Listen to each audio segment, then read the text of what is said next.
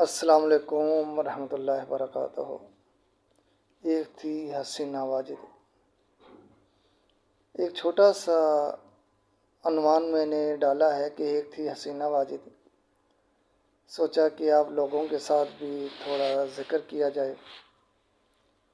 دل شکستہ نہ ہو، غم نہ کرو، تم ہی غالب رہو گی اگر تم مومن ہو۔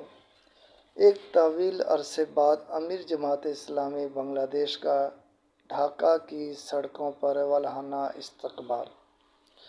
بنگلہ دیش پر 20 سال حکومت کرنے والی انڈین ایجنٹ حسینہ واجد نے جماعت اسلامی بنگلہ دیش کو عالمی اسلامی دشمن اسٹیبلشمنٹ کے اشاروں پر ظلم و ستم کا نشانہ بنایا۔ جماعت اسلامی پر پابندی لگائی گئی۔ امیر جماعت اسلامی بنگلہ دیش سمیت ساری قیادت کو پاکستان کی حمایت کے جرم میں پھانسی لگا دی گئی۔ جماعت اسلامی کے قائدین نے پھانسی کے پھندوں کو بخوشی چوما۔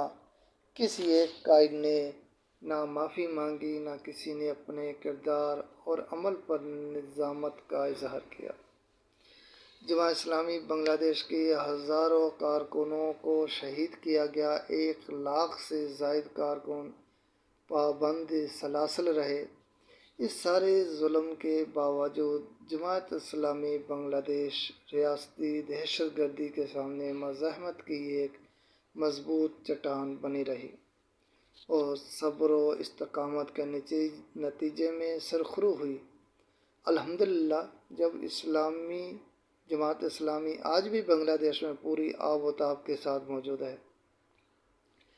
اسلام دشمن انڈین ایجنٹ حسینہ واجد کے ظلم کے راج کا خاتمہ ہوا اور ملک سے ذلیل و رسوا ہو کر اپنے محبوب دیس انڈیا فرار ہونے پر مجبور ہوئی۔